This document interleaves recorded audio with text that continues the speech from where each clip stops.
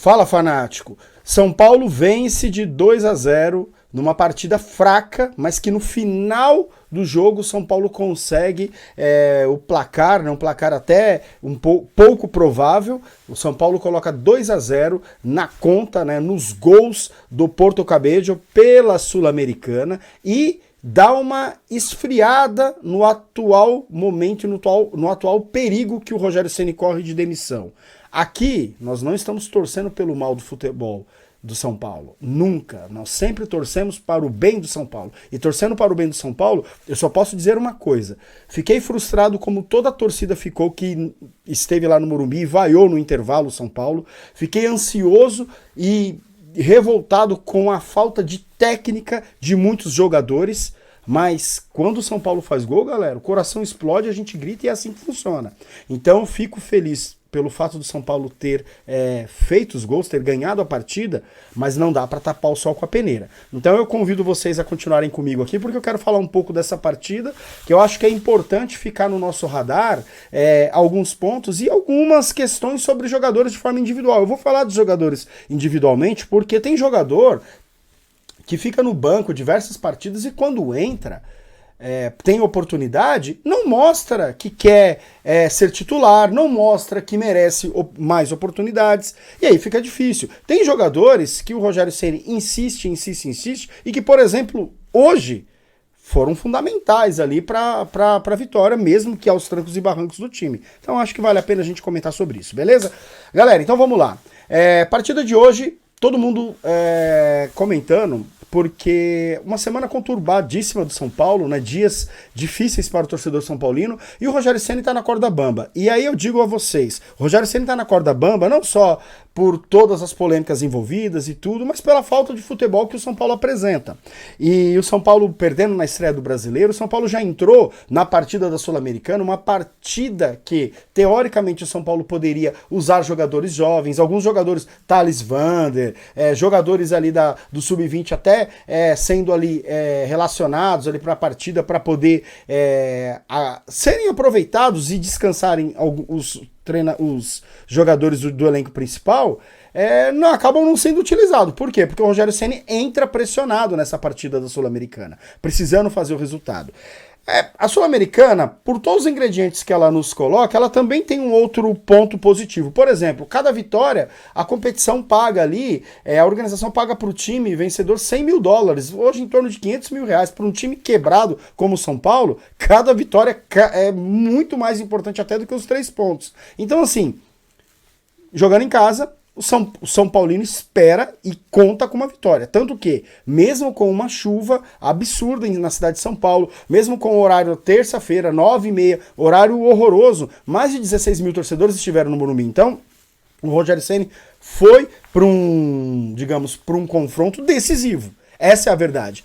E aí nesse confronto decisivo ele optou por um sistema com uma linha de 4 atrás, então hoje teve o Rafael, o Arboleda e o Beraldo na zaga, o Caio Paulista fazendo a lateral, junto com o Rai Ramos. Rai Ramos estreando, veio do Ituano, né, estreando na partida de hoje.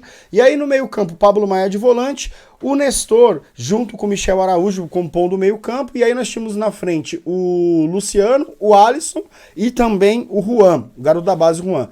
São Paulo fez um primeiro tempo que não mostrou um time interessado em derrubar o técnico, ou seja, displicente. O São Paulo, você via vontade, você via movimentação, mas, gente, também não dá pra gente disfarçar, não dá pra gente fingir que o time do São Paulo individualmente é horroroso.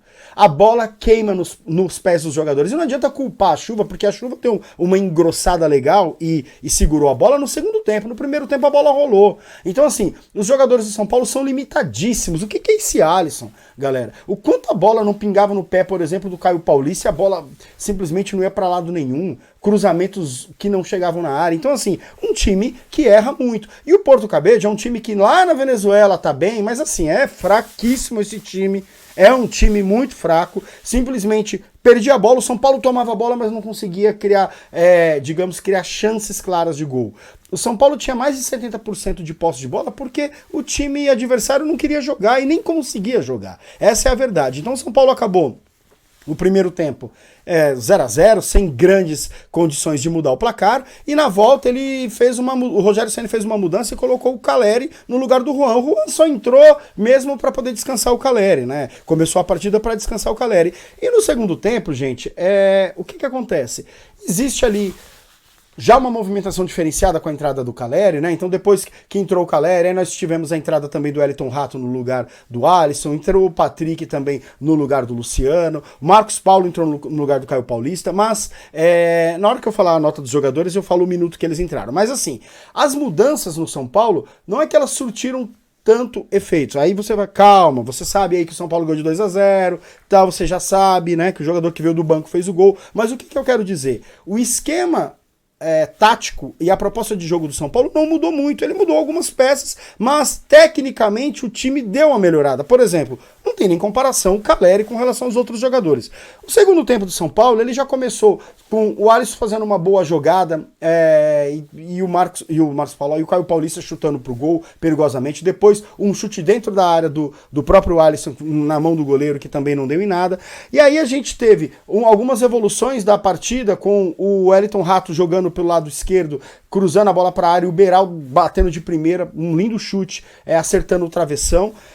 Quer dizer, o São Paulo teve mais oportunidade do que o Porto Cabedelo, mas o São Paulo também concedeu contra-ataques. Se o time adversário não fosse tão ruim, se o time adversário teve chance, galera. O que é preciso ser dito? A torcida do São Paulo cobra do Rogério Ceni organização, ideia e padrão de jogo de um time consistente e confiável. Então, assim, o Rogério Ceni tinha que ir pra cima do Porto Cabedelo? Sim, tinha que ir pra cima. Mas a gente não vai muito longe se a gente conceder espaços para qualquer adversário. E hoje o São Paulo concede espaços. Bom, o São Paulo, se por um lado o São Paulo não conseguia fazer gol, também não tomava, porque o time de lá também não tomou, porque o time de lá o adversário era muito ruim. Mas o Rogério Ceni, com as alterações que ele fez, alguns jogadores entraram com vontade. Por exemplo, tudo mudou quando E aí, eu falei na introdução do vídeo que alguns jogadores mereciam alguns destaques, por exemplo, alguns que não entram nunca e quando tem oportunidade não fazem nada, como é o caso do Juan.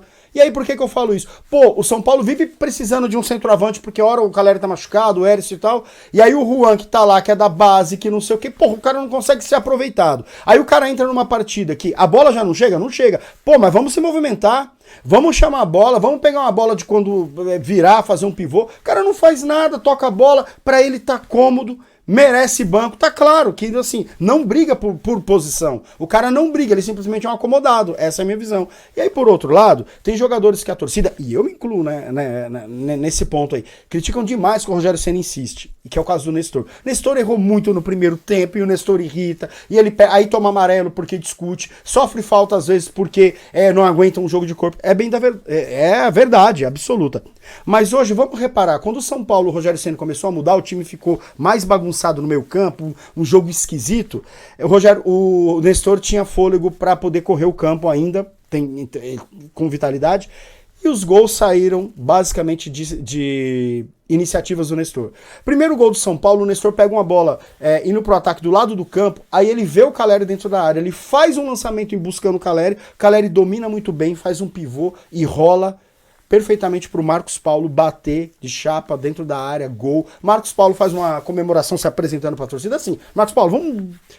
beleza, zero polêmica, comemora com raça e vai pro vestiário abraçar seu treinador e colocar, digamos, essa situação de polêmica, assim, debaixo do tapete e resolver tudo isso, certo? Não deixa o pessoal com dúvida, porque a mídia tá aí doida pra afundar o São Paulo, essa que é a verdade. A mídia tá doida pra afundar o São Paulo. Bom, com isso o São Paulo faz 1-0, Marcos Paulo entrou bem, entrou com vontade, e essa é a diferença de quando o cara entra com vontade, e logo na sequência, isso aos 40 minutos São Paulo faz 1-0, aos 43 São Paulo faz 2-0, e aí entra a questão que eu quero destacar o Nestor de novo. Por quê? O Nestor, que é um jogador que não merece a titularidade, que pelo amor de Deus, vocês entendem meus comentários, mas que nessa partida ele fez, tinha que fazer alguma coisa com um time fraco do outro lado, mas ele fez.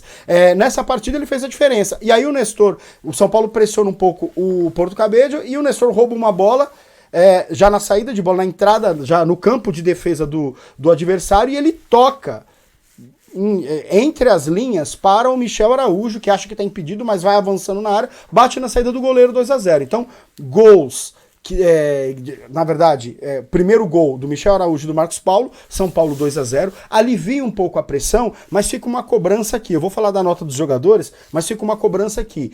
Não é porque o São Paulo ganhou a partida, não é porque aconteceu isso que a diretoria não deva vir dar satisfação. Cadê o Belmonte e o Júlio Casares para darem a cara a tapa e falar dessa situação do Rogério Ceni?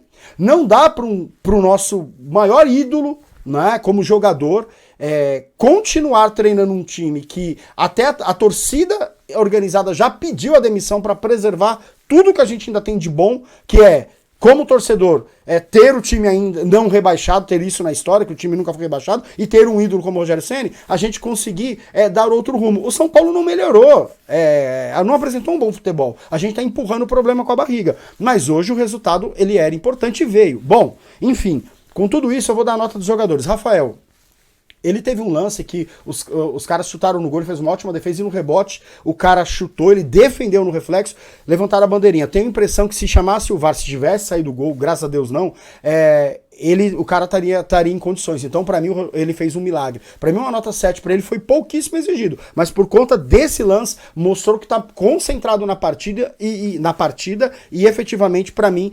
ele é seguro. O Arboleda, pra mim, o Arboleda é aquele padrão do Arboleda, né? Ganha tudo no alto, teve trabalho, mas joga muito no mano a mano, um campo pesado, mas pra mim ele teve uma nota 7 aí. E o Beraldo vai com uma nota 7 também. Por quê? Foi seguro atrás, me chutou uma bola no travessão, apareceu na frente. Para mim os dois ficaram ali com uma nota igual na zaga, porque também não foram muito acionados. Bom, com relação ao lateral direito, o Raí Ramos, para mim, fez uma estreia segura. Já deu para ver que esquece o Orejuela, não precisa colocar o Rafinha mais no time, Rogério Ceni. Pode deixar o Raí Ramos, enquanto o Igor Vinícius não volta. Olha lá, dá muito bem para jogar com esse rapaz. Para mim fez uma partida segura, nota 6 para ele, tem vitalidade, tem consciência, tentou chute de longe, enfim. Caio Paulista errou tudo, teve uma hora que ele matou lindamente uma bola no peito, quando foi cruzar, cruzou pior que eu, galera. Assim, não tem condição, é um cara limitado, mas ele é esforçado e a culpa da limitação dele não é dele, ele já tem isso.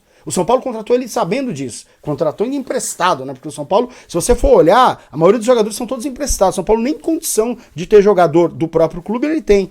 Pra mim, uma nota 5,5 aí pro Caio Paulista. Aí nós vamos ali pros volantes, né? O Pablo Maia, vários chutes de fora da área.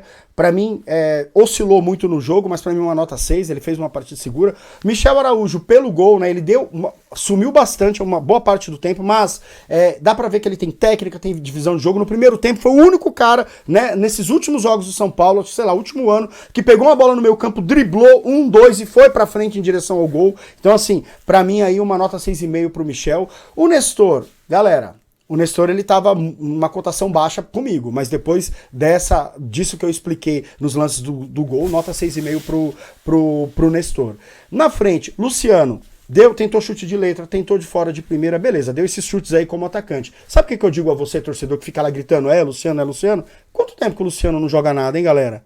Bom, pra mim hoje é uma nota 6, porque ele participou de alguns lances, mas pra mim não jogou nada, Luciano. Nota 6 pelos lances, e eu sei que vocês vão ficar, mas o Luciano pra lá, o Luciano pra cá. Galera, camisa 10 tem história no São Paulo. Não dá, né? Não dá. Luciano também tem que ser cobrado, ou vamos esconder, ou vamos colocar tudo na conta do Rogério Ceni, né? E o Luciano tem que buscar jogo como busca o Caleri. O Caleri busca jogo, o Luciano eu não vejo buscar. O Alisson pra mim é um jogador ruim, 5,5 pra esse Alisson. Cruza, bate na perna do cara. Chuta, bate nos caras. Não faz nada certo. Pra mim, um jogador ruim. O Juan, galera, ficou no primeiro tempo lá, parecia um cone. Nota aí, pra mim, o pior do primeiro. Nota 4 pro Juan. Eu vou falar dos jogadores que entraram, né? Então, aos 13 minutos, o Wellington Rato entrou no lugar do Alisson. Aos 13 minutos do segundo tempo. O Wellington Rato participou bem da partida, nota 6,5. Patrick, aos 24 minutos, Patrick lateral no lugar do Luciano, aos 24 minutos, entrou. Errou, pra mim foi uma nota 5 pra ele, errou o cruzamento, tentou sair com a bola errada, depois se redimiu, pra mim não foi bem. Caleri, pra mim, só faltou o gol, deu assistência, fez pivô, entrou, bagunçou com o time. Pra mim, uma nota 6, 7 pro Caleri, porque movimentou o time, deixou os caras ali saindo ali do seu comodismo. Marcos Paulo fez o gol que abriu a porteira aí pra nós, né? Vamos assim dizer. Entrou bem, uma nota 6,5 aí pro Marcos Paulo. Galera, o São Paulo foi, a torcida vaiou no primeiro tempo, com razão, e no final do jogo aplaudiu, apoiou como apoiou no jogo todo. E o Rogério Ceni, para essa partida, para mim uma nota 6 para essa partida, porque as mudanças que ele fez individualmente fizeram a diferença, mas não dá para a gente deixar de comentar que o Rogério Ceni hoje ele teve o resultado, porque desempenho não teve. Eu prefiro o resultado a desempenho, mas pensando no futuro do São Paulo, eu ainda mantenho a minha posição. O Rogério Ceni, eu acredito que ele não tenha condições de levar a gente a pensar em coisas melhores ou em nos tirar o receio de coisas piores. Essa é a grande questão. Galera, obrigado por terem ficado até aqui. Grande abraço, valeu.